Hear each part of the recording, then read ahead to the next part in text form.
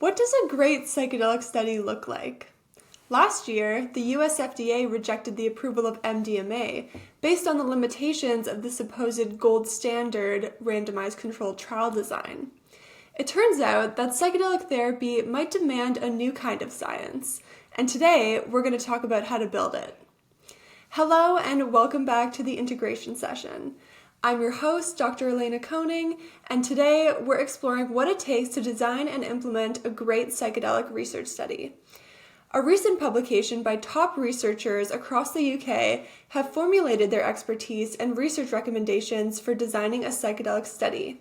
From conceptualization to sharing your findings and everything in between, this episode is a goldmine of practical advice, and I can't wait to learn more, so let's dive in.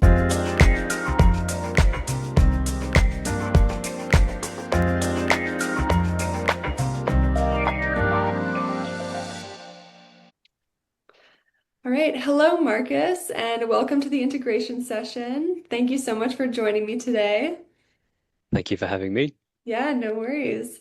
Can we start by just diving into a little bit about yourself? So, if you don't mind introducing yourself and telling me a little bit about your career trajectory and what led you to be interested in psychedelic research.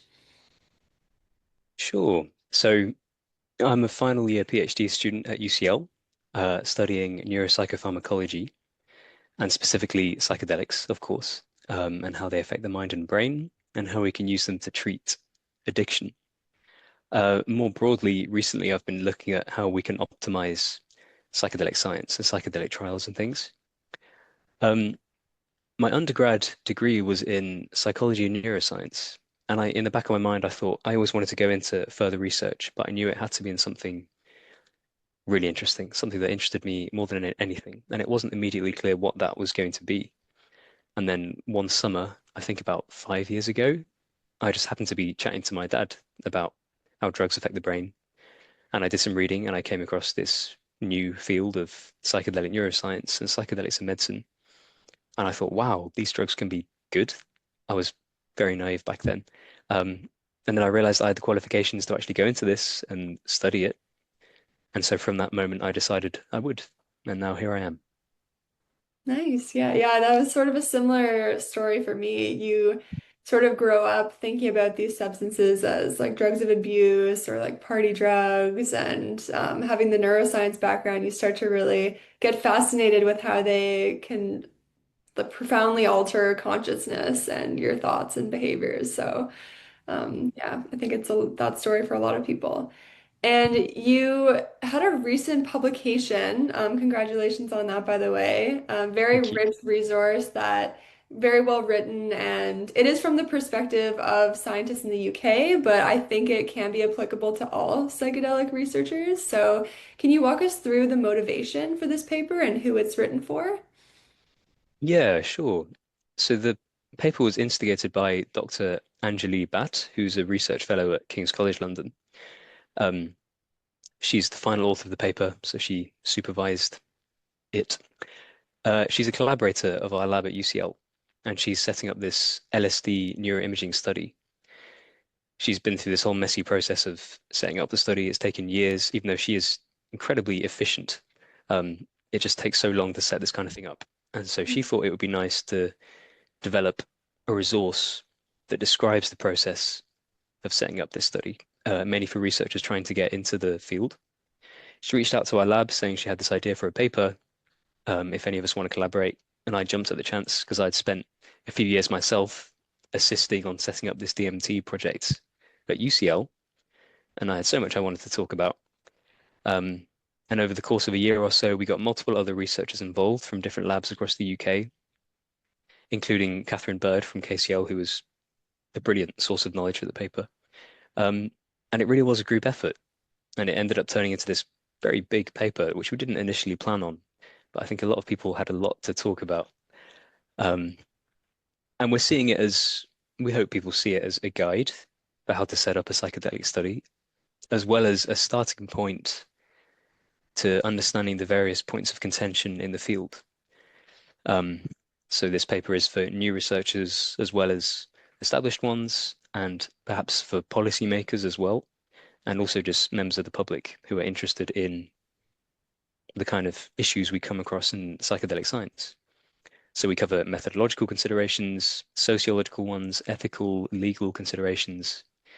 It's quite a far-reaching paper, and we hopefully a lot of people will be interested in it. Yeah, I think it certainly will be a useful guide and covers so many relevant topics to psychedelic study design. So, my following questions will sort of be digging a bit deeper into those areas in the paper and giving listeners sort of like a look into the main takeaways and the main recommendations. So, if we could start by sort of framing psychedelic study design, you mentioned that the cultural and the political context is really important before you set out to design a psychedelic study. So, why is this so important and how does it exactly shape study design? Yeah, these factors are hugely important.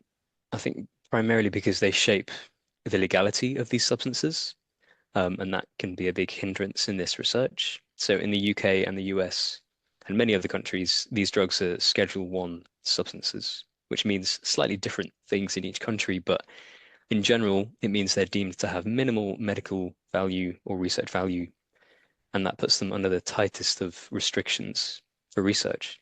So in practice, this means that very specific licenses are required for psychedelic research and very specific approvals. And the process of obtaining this license can take a couple of years in itself, and that's just the starting point. And then you've got to procure the drug, and the drugs have to be made to a certain standard, and there aren't many companies that are doing this. And obviously, you can't just get these drugs from the dark web.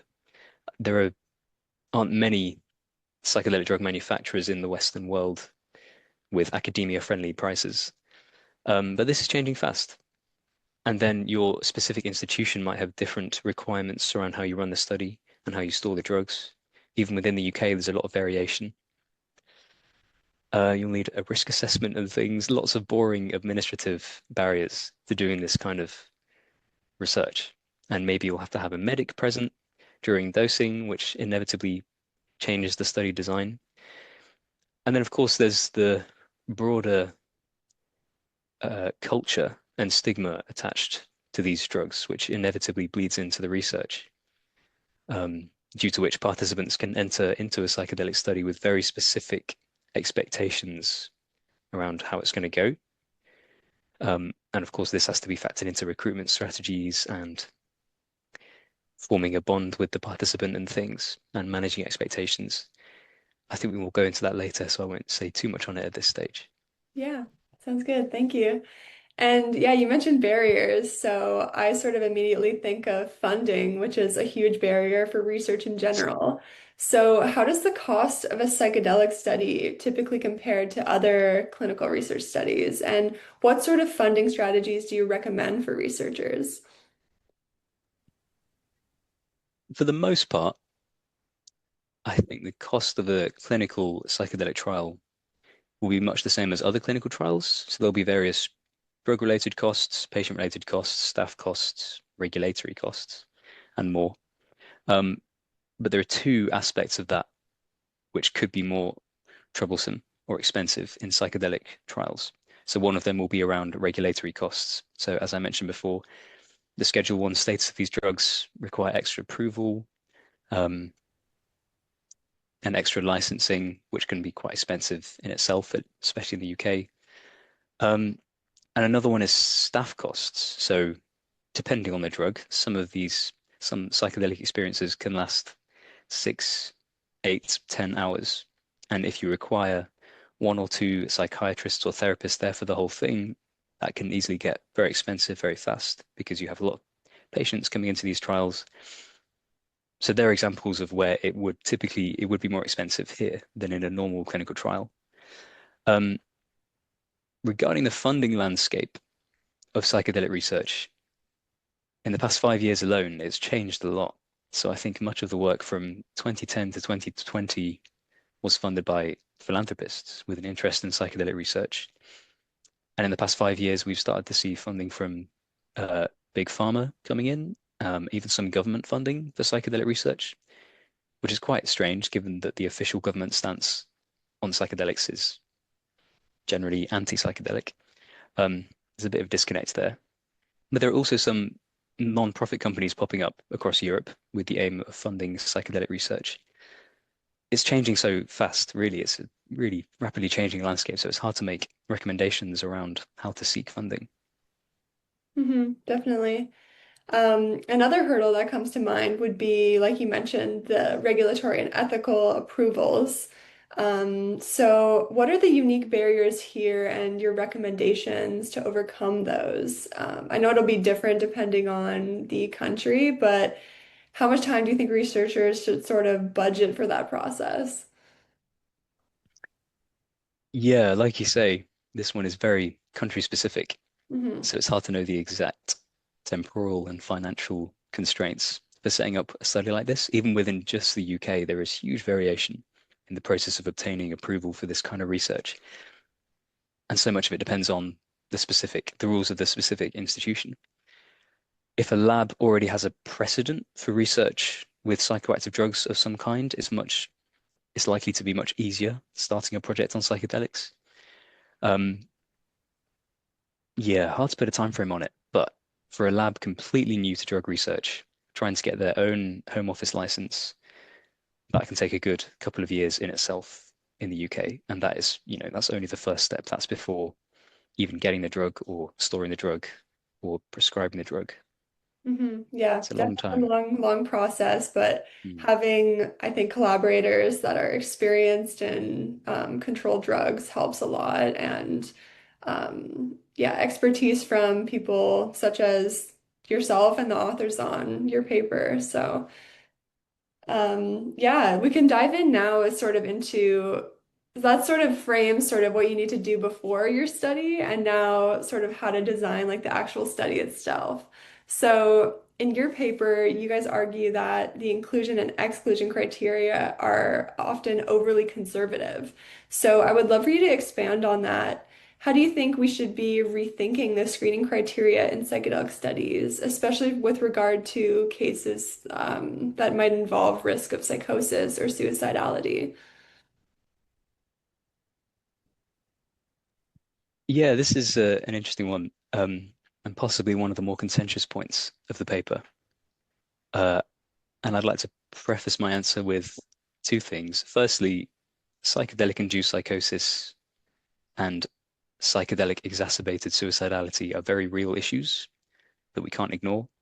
And secondly, studies and trials should only be recruiting potentially at-risk participants if the research team has the capacity to deal with these adverse events should they arise. That's the most important thing. But the reason we mention it in the paper is that we've noticed that the literature on psychedelics, despite the fear in the field, there is no well-established link between family history of psychosis and psychedelic-induced psychosis. As I said, psychedelic-induced psychosis or psychedelic exacerbated psychosis is a very real thing, and there will be risk factors for it. But family history of psychosis doesn't appear to be one. One factor that does seem to be more pertinent, for example, is family history of bipolar disorder and perhaps also the presence of personality disorders. There's quite a complex interaction between personality disorders and psychedelics that we don't really understand yet. Um, but I guess the overall point is that maybe we need to be a bit more evidence-based in our exclusion criteria and inclusion criteria. And if the research team can deal with adverse events, we should perhaps try and keep them a bit more broad. Now Mhm. that we're past that early stage of psychedelic research, we can afford to be a bit more bold in our study choices. But again, only if there's the capacity to deal with adverse events. Mhm. Yeah. And what's your take on prior psychedelic use? So, you mentioned earlier that expectancy can be a big problem in psychedelic research. So, should it disqualify someone if they've used a psychedelic previously? What are your thoughts on that? Yeah, this is a tough one. I think selection bias, particularly around psychedelic experience, is a really big issue in the field. Again, this very much depends on the aims and design of the study. Ideally, I think most would agree that ideally you'd keep recruitment as broad as possible and include anyone. But if the study, for example, is a very high dose psychedelic in an fMRI scanner where you're looking at the visual cortex, you probably prefer psychedelic experienced people in that context because that's quite a difficult setting in which to take a psychedelic. You want people who are experienced, um, and you wouldn't necessarily get that bias, that personal bias, of people who like psychedelic drugs because you're looking at visual effects, which is going to be quite objective. But if it's a phase 3 clinical trial, you want to keep the participant group as representative of the target population as possible. And that will include mostly psychedelic naive participants because most people have not taken psychedelics. But I wouldn't necessarily suggest excluding people who have taken psychedelics because there will be people in the population who have taken a lot of psychedelics. Um, my general stance is to keep recruitment as broad as possible. Yeah, so it depends on the study, but in general, you want as broad as possible. I think so. Yeah. And how can we ensure that these study populations are representative beyond just being sort of broad? I think like the practicality or the feasibility of recruitment can also be challenging. So, for example, in areas where I live, where the participant pool is primarily Caucasian, how do you sort of overcome that challenge of making sure that your population is representative? Yeah, that's a crucial question and quite a hard one, and definitely one that is an issue across all clinical research.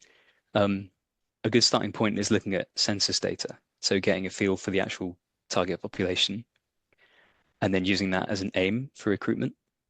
Um, so as I said before, I think about 10% of the adult population in the UK have tried psychedelics. So you should aim to have 10% of your participants are psychedelic experienced. And the same rule applies for gender, ethnicity, disabilities. We should try and ensure our sample matches the target population. This does require being quite clever with recruitment strategies, and targeting groups who would not typically be seeking out some kind of psychedelic treatment. So we avoid that selection bias and get a representative sample. This can be, yeah, strategies for this can really vary and it depends on the country and the location. But recruiting through GPs is a good one, um, or just local communities and just trying to find people who would not normally give much thought to this. So you avoid that selection bias. Yeah, that makes sense. So moving on to trial design, and this is sort of a huge question in psychedelic research right now, particularly with the rejection of MDMA by the US FDA last year, which was based on a randomized controlled trial, which we think is the gold standard.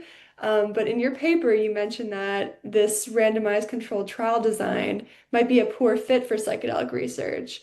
So could you explain why you think that is and what alternative designs you think are more appropriate? Yeah, another tough one. Um, so yeah, in any clinical trial, you will have a treatment condition and a placebo condition where participants get a fake drug. And in a double-blind trial, you won't know the patients or the prescribers won't know which drug people got, which allows researchers to identify the effect of the drug itself and remove the confound of expectancy. Um, and that placebo effect that you see, you get in so many drugs, especially with psychoactive drugs, especially with mental health conditions, and we definitely see it in with psychedelics as well. Um, it's a very messy issue in psychedelic research because patients can very much identify whether they've received an inactive placebo or a high dose of a potent reality dissolving psychedelic. So 90 to 100% of the time, patients can successfully identify which condition they're in, leading to unblinding, which is possibly the biggest issue in psychedelic research, as you mentioned, for the MDMA trial by MAPS. Um, and this means that, yeah, any beneficial effects we see in the treatment group could be driven by expectancy or hope rather than effects of the drug themselves.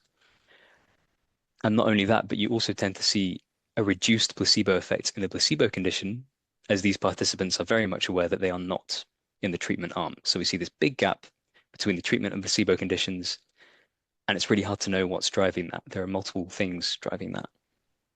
And that's why this classic placebo-controlled design, which is so remarkably successful in all other drug trials, isn't necessarily the best fit for psychedelic research. Regarding what alternative designs should replace it, I certainly don't have a clear answer to that question. I don't think anyone does. It's a very difficult problem. But that said, there are certain clever ways you can get around it to mitigate expectancy effects. Um, should I give some examples of Yeah, go that? for it. Okay. So there's this one example, um, which I think researcher Balázs Szigeti raised, and it's called the Zelen design. So this is where you randomize people to conditions before they even know about the existence of the conditions. So, for example, you advertise for a trial for depression, and then when participants sign up to the study, you put them in the psychedelic arm or the control arm, be it just an antidepressant, and you don't tell them about the existence of the other arm. So the people in the psychedelic arm, you tell them they're going to get psychedelic. In the control arm, you tell them they're going to get the other drug. The people in this control arm don't know about the existence of the psychedelic arm. Therefore, they don't get that disappointment effect when they realize they didn't get psychedelic. That's just one idea of how to deal with these expectancy effects. Don't think it's been done yet, but I Hmm. hope to see it done. Yeah, that's super interesting. Yeah, I haven't seen that the Zelen design sort of implemented yet in a psychedelic Mm. trial. So for all the researchers listening, there's your gap in the literature. And Balázs Szigeti is the one to credit there. He raised this quite recently. It's Yeah. good. Yeah. And so moving on, you bring up a really intriguing point in the paper, which comes right back to this notion of the placebo, which is super important in psychedelic research and a huge challenge. So I'm going to quote something that I really like in the paper, which is where you guys said, psychedelics are perhaps simply great facilitators of the placebo effect, and placebos in these studies are great nocebos. So, should we be rethinking how we sort of conceptualize and measure placebo in clinical trials more broadly? Would love to know your thoughts on that. Yeah, this is a really interesting train of thought, which a few people have published on in the past few years. To be honest, I'm still figuring out where I sit with it. And I think we had some debate amongst our authorship about this, hence the slightly reticent wording in the paper. Part of me thinks it is unwise for researchers to try to harness the placebo effect because it could simply undermine Western medicine. If patients start learning that doctors are simply placeboing people, it would limit the trust and therefore limit the efficacy in a lot of treatments. Um, but with psychedelics, perhaps it's different. It's well established that the content and outcomes of a psychedelic experience can be hugely influenced by someone's expectations going into the experience. So perhaps that is something we should lean into. Whether that means we should reconceptualize how we view placebo in other clinical trials, I wouldn't say so. Um, but I think, yeah, this is just one example where psychedelic research is just completely different from the others. How we view the placebo effect in this context is entirely different, I think. Definitely.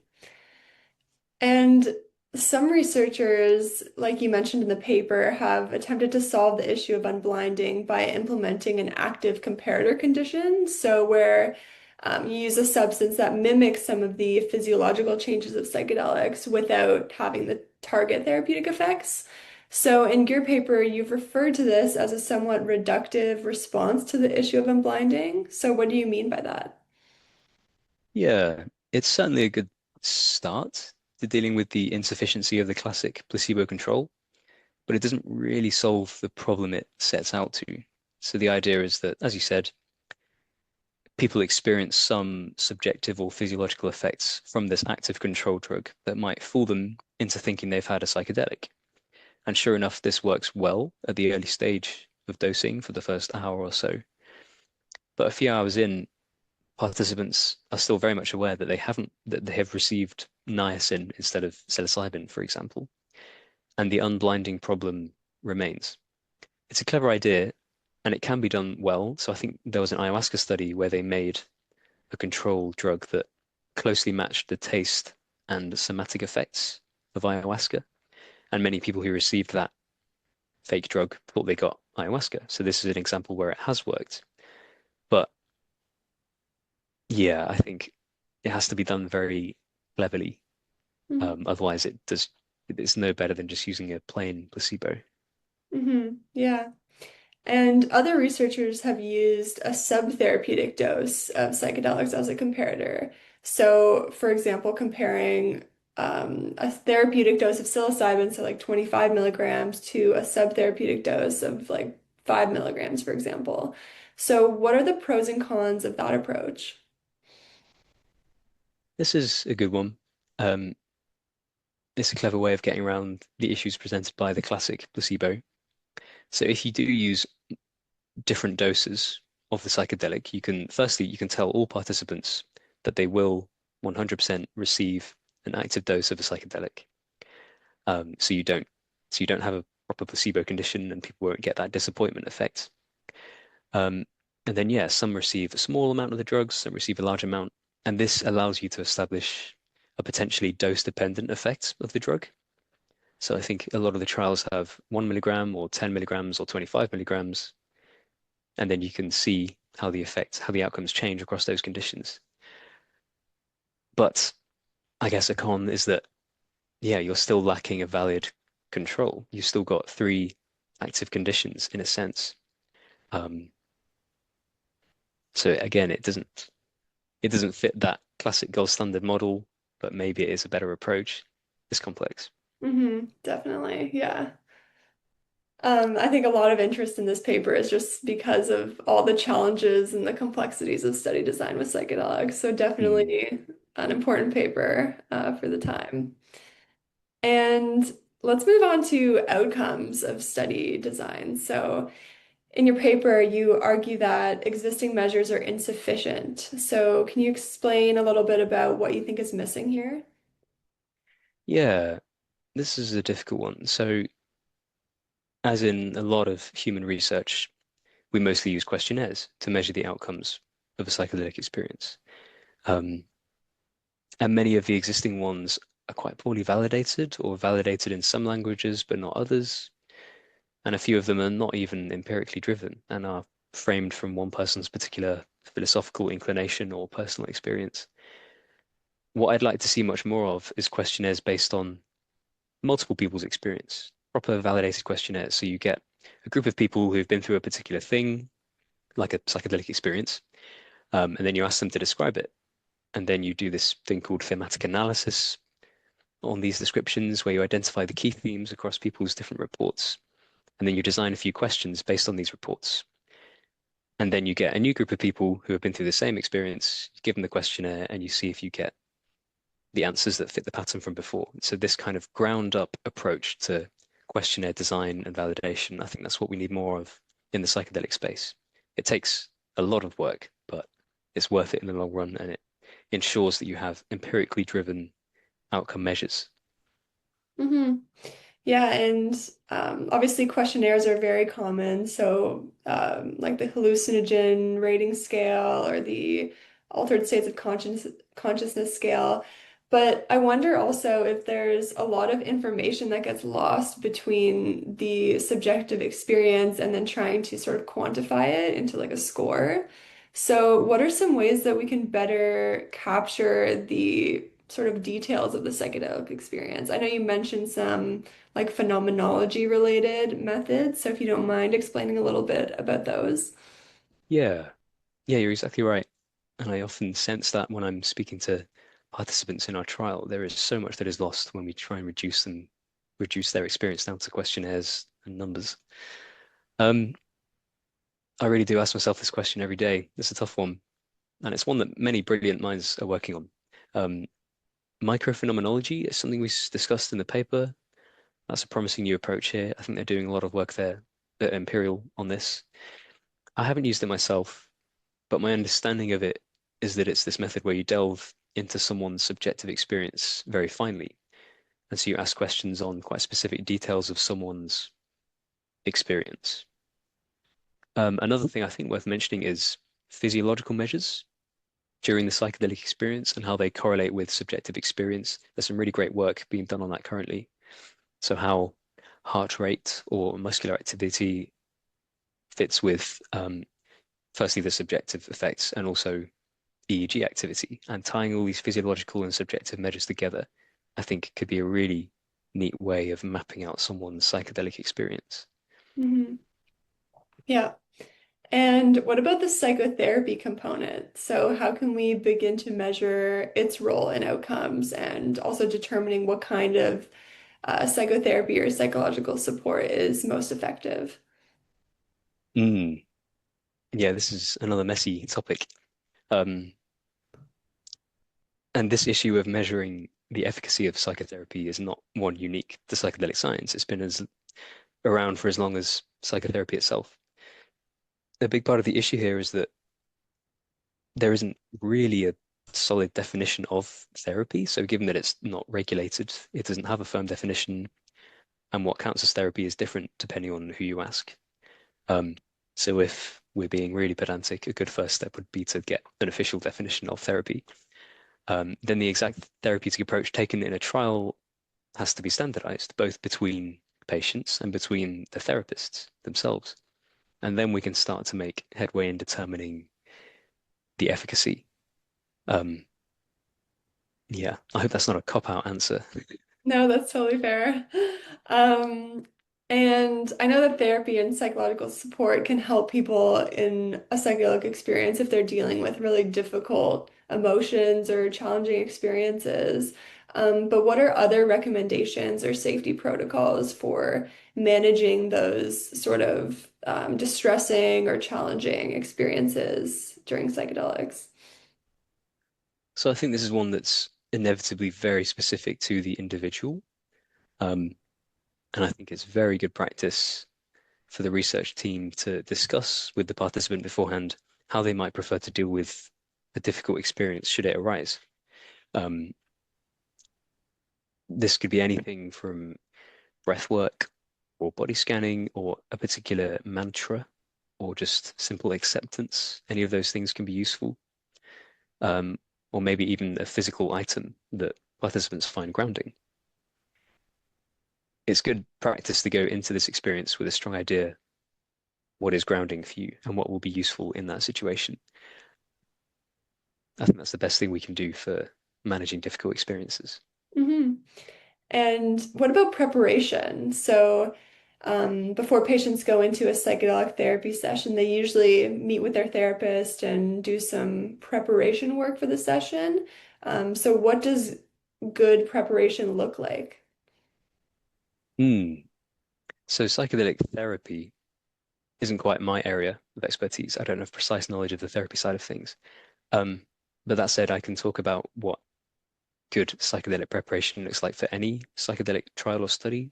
Yep. Um, my colleague at UCL, Rosalind McAlpine, is looking into psychedelic preparation extensively and empirically and doing some great work. And I'd say that there are a few minimum criteria when it comes to good psychedelic preparation, regardless of whether it's therapy or not. Firstly, obviously, psychoeducation around the potential effects of the drug. And this applies for both experienced and naive volunteers, because you'll need to manage expectations around these effects, given that they can vary so wildly from person to person or even within the same person. Secondly, as we mentioned before, training and discussion around how to deal with adversity should it arise, so breath work or mantras, things like that.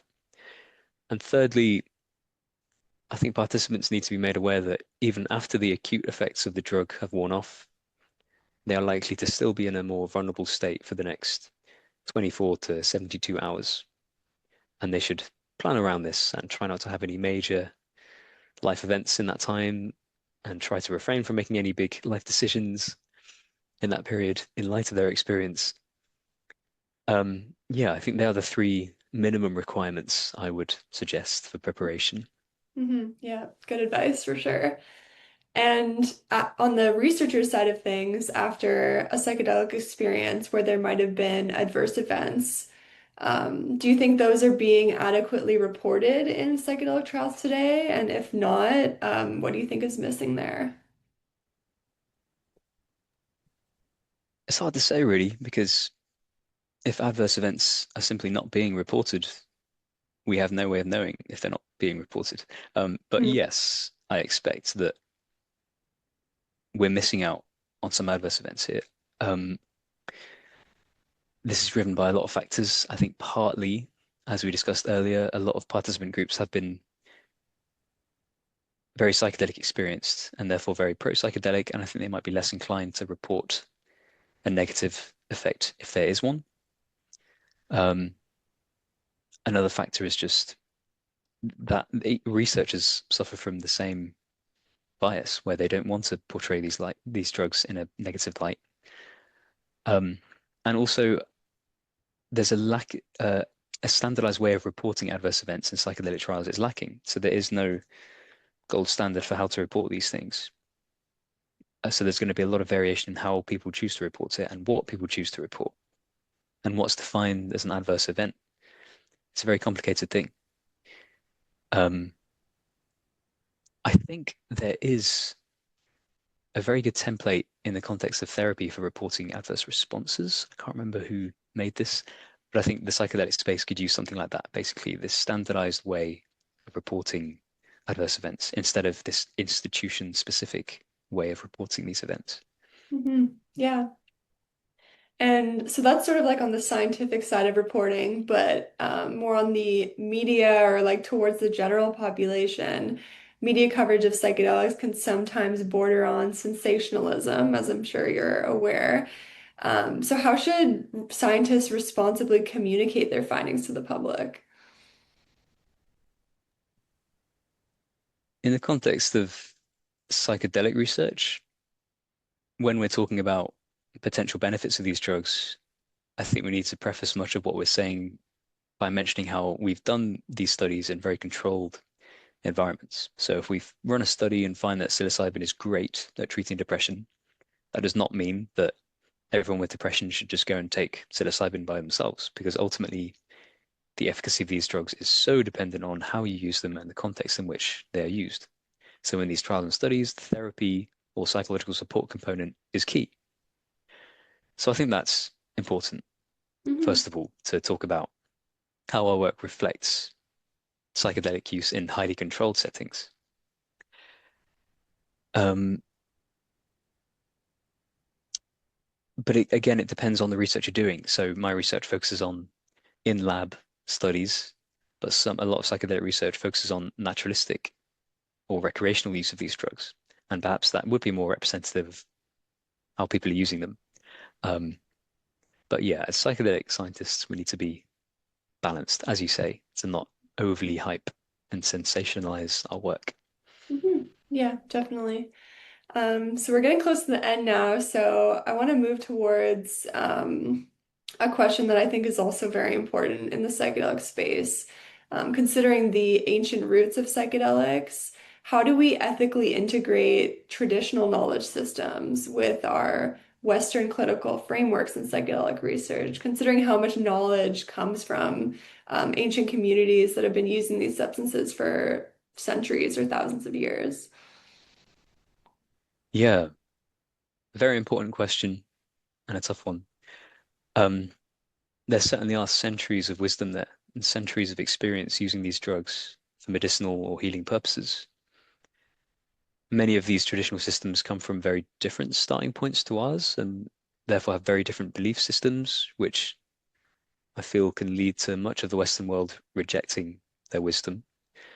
Um, I think a key aspect to consider, and the main thing we can do, is just simply ask these people themselves, ask these indigenous communities to share their learnings and their wisdom on this topic. Some may wish to engage with us, some may not, as they may believe we're approaching this fundamentally incorrectly. And of course, there's this idea of reciprocity. So we must have something to offer them in return for their wisdom and their help with this. In practice, I'm yet to fully understand what this looks like. People talk of reciprocity, and it's a great word, but I'm aware that it's very easy to do accidental damage to these traditional communities when you think you might be helping. Um, and I'd really like to know how we effectively do reciprocity without doing damage. Um, there's certainly no easy answer to this question. Yeah, definitely more work needed there. Mm. But I agree, the reaching out and communicating is a great first step. So, my last question now is a little bit of a fun one that I like to ask all of our guests. So, what do you think is a lesson that we can learn, maybe as a society or as an individual, from studying psychedelics that could meaningfully apply to everyday life? Oh, such a lovely question. I think one thing I've taken from my PhD, which I thought was just in some niche area not many people would care about, is that drugs are everywhere. They're an essential part of the human experience and have popped up at all sorts of time points throughout human civilization in one form or another, from psychedelics to alcohol to paracetamol. Um, they're the ultimate optimizers or correctors if used properly. Um, they can be used for health or leisure or even spiritual growth for some individuals. Regarding what psychedelic research can teach us about everyday life, I think there are some interesting lessons for psychoactive drug use more broadly. So there's this concept of psychedelics being non-specific amplifiers. So this idea that they'll simply magnify the salience of your current setting and frame of mind. And I think this idea can be applied to more drugs than people realize. I think even alcohol. People talk of being sad drunk or happy drunk. Ultimately, the drug is the same. What changes is the setting in which people are taking them. I expect that this is more of an effect of the setting in which someone is drinking in rather than an effect of the alcohol itself. So I would suggest being cautious with your frame of mind and the setting you're in when you choose to take any psychoactive drugs at all, even if it's just alcohol. I think that's a good lesson for day-to-day life. Yeah, as they say, drunk actions are sober thoughts. There we go. Yeah. Exactly. Well, Marcus, thank you so much for joining me for this conversation. It was super illuminating and I think helpful as well for listeners and trainees and researchers in the psychedelic space. I think this work is going to help shape the next generation of psychedelic research.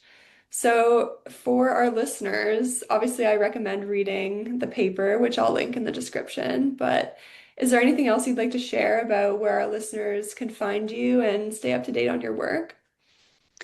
I'm on LinkedIn. That's probably the best place to follow me at this point. Yeah. Thank you. Okay, Thank you great. for Yeah. having me. Yeah, no worries. Thanks again.